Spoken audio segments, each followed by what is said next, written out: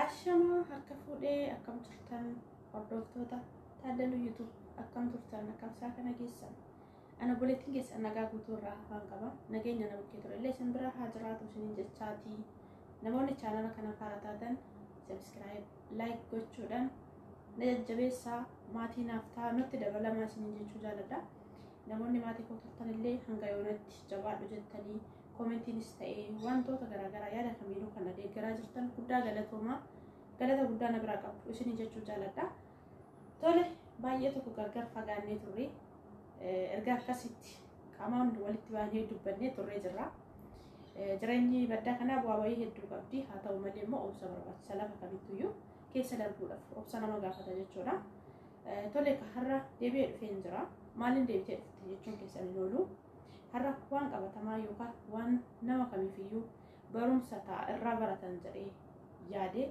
keessa kootti yeroo baay'ee gizee tokko dhiisuu jechaa gizee tokko immoo maafan keessa kootti dhiisaa namoota kaaniif immoo barumsa ta'a jedhee sa'aatiin itti yaadedha jechuudha seenaa dhugaa irratti hundaa'e wanta qabatamaa yookaas wanta namni irraa baratu kan namaaf osoo hin taane seenaa mataa kootii dhuunfaa kootii jechuudha wantoota jireenya koo keessatti na mudate yeroo kamillee sammuu koo keessaa baduu hin dandeenye kutaa tokko jedhee isinii qabadhee dhufee jira yoo yaadni gabaabatti xumurame gabaabumatti isiniif xumuruu danda'a garuu ni dheerata yoo ta'e tarii viidiyoon irraa deemuu dhiisuu danda'a kanaaf kutaa ittaanutti isiniif qabadhee dhufuu danda'a jechuudha har'aaf kutaa tokkoffaan maalni seenan kee jechuun keessan hin oolu jireenya koo keessatti wantin yeroo kamiyyuu jedhu hagamta akka yoo wal jaalattan hiriyaa dubartii jechuudha hagamta akka yoo si jaalatte hagamta akka yoo jaalatte illee keessa kee dabarsitee hin laatiniif yookaan immoo itti of hin amanin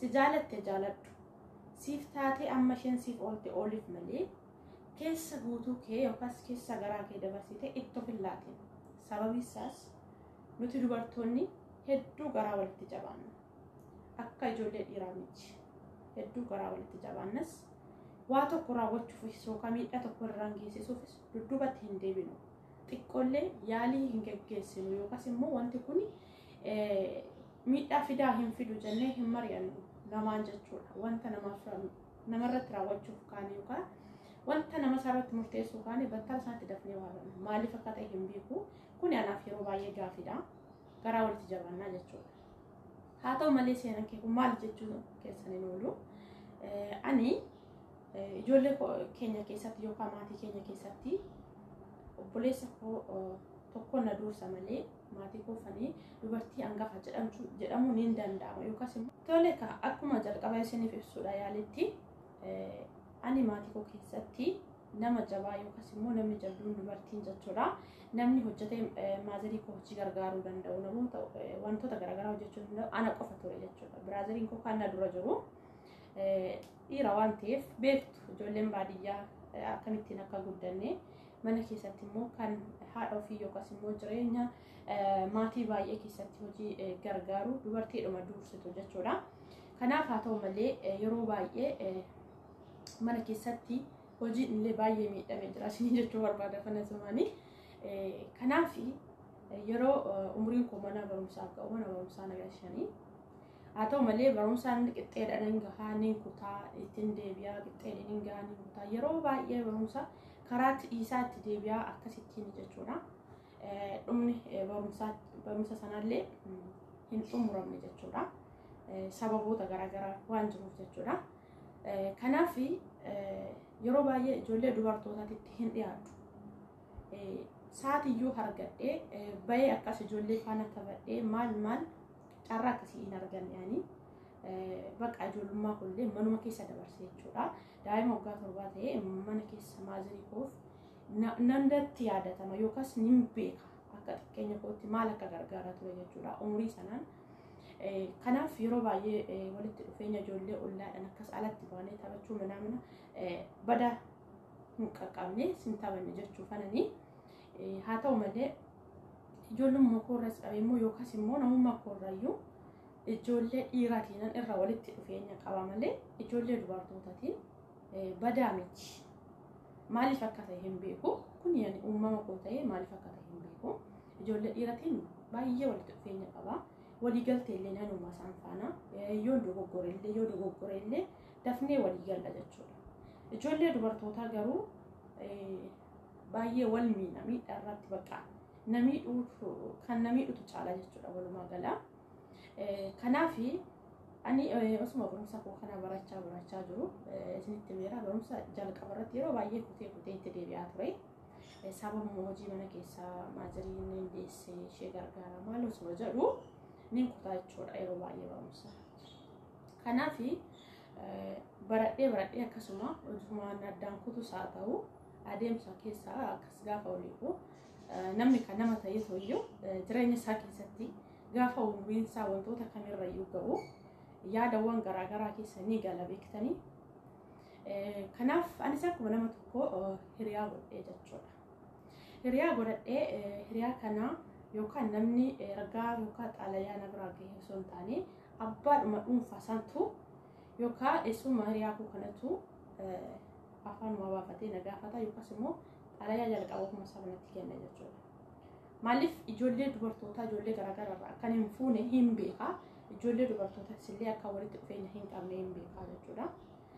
Tole achumaan jaalala kana achumaan isa waliin itti fufnaa. Waggaa 3 waan hin caalle waggaa 4 waan ta'e akkasumatti osoo namni kamiyyuu irratti hin beekin jira mitiire bakka sa'aatiin aniif inni itti wal agarru yeroo mana barumsaa deemu yookaan yeroo gadu darbee immoo akkas gaafa uffata miiccuuf laga faa deemu ni beektu ijoolleen tokko seenaa kana namoota hedduu bira jiraachuu danda'a akka sanatti jechuudha. Malee sa'aatii argadhee dhumayyuu iddoo kennee fi bakka yeroo dheeraa waliin hin dabarsu siniin jechuu kananii. Kun akkuma jirutti ta'ee akkasumatti osuma adeemsa keessa jirru hiriyaan kiyya kuni waraqata erga warra keetti jedhee na gaafata. Kuni waan hin taane ammatti hin ta'u ni turraa jedheen marsii kana deemseef. 2-3 na gaafatee marsiin koo sanuma taanan zim jedhee bakka innillee. Kanuma keessaa mucaa wayii dhufee jaalala na gaafata akka sanatti. Lakkaa ani hin beeku inni mucaa sanarraan dhiibbaa wayii irratti deemaa jiru yookaas immoo dhiibbaa wal miidhuu barbaadu. Ani kana wanti naa galan jiru. Hiriyaa dubartii anan sinin jedhu kuni ollaadhuma keenya taatee haa ta'u malee firoomayyuu ni qabna jechuudha. Akkas walitti badaa hin dhiyaannu malee firoomayyuu ni qabna jechuudha. Tole viidiyoon koo addana jalaa citee jira. Akka chaansii namni gadduun waan namaaf viidiyoon koo adda citee ifama isin jechuu jaalladha. Kanaaf mucayyoon kuni halagaa osoo hin taane firoomayyuu ni qabna jechuudha. Amma maal gaafii akkamiin haa dhiyeessiti? Mucaa isa jalqabaa kana dhiisiti mucaa kana jaaladhu naan jette. Ay kuni waan hin taanes ani isaa fi ana namni tokko yoo du'ate malee jireenya addaan nun baasu waan akka kana lammata deebitee nan gaafatini jedha. Isheen illee akkuma kana jecha kana akkas naan jettee dhattee mucaa sanatti himti. Mucaa isaa duuba mucaa kana dhufe sanatti dhattee himti jechuudha. Dhugaa dubbachuuf yeroo baay'ee qulqullinata keessanis yookaas immoo waaqayyotti of gattanii yoo waaqayyoon amanattan kuftanii hin haftan yookaas immoo miidhamtaniif hin duutan miidhaan isinirra ga'eef achiin kuftanii hin haftan isin jechuu barbaada. Jalqaba laphee qulqulluu waaqayyoo amanachuun baay'ee barbaachisaadha. Haa ta'u malee akkuma kanatti osuma wal caqacaqnu bara sana dabarree baraan biraatti ceene jechuudha. Bara sanatti gaafa ceenu maaltu ta'a? Mucaan kun illee isarratti dhiibbaa yookaas dhugaan sin hin jedha. Seenaa kana boru adeemsa keessa wanta kamiyyuu wanta dhaga'uuf jirtan wanta irraallee barachuu dandeessanidha jechuudha. Maaliif wanti nani keessa darbee har'a as ga'e anaaf rabbi qofa beeka. Maaliif namni hin beeku isin jechuufan haa ta'u malee namni ollaa akkaabaabii keenya beekuu danda'u garuu namni halaalaa seenaa akkamii keessa taree fi har'a akkan dhaabbadhee deemu anaaf rabbi qofa beeka jechuudha. Kanaaf adeemsuma keessa osoo akkasii wal caqacaqaa deemnu bara haaraatti ceenee jirra. Bara haaraa kana keessa mucaan kuni mucaan ani jalqaba jaaladhu kunillee bakka waraqanii haa ergamu waraqata erga jedhee murteessa. Anillee bakka maaliif gaafii sun waan na jiruuf waan achas natti deemaa jiru waan beekuuf rakkoo hin qabu jedheeni marsii gaarii deebiseef jechuudha.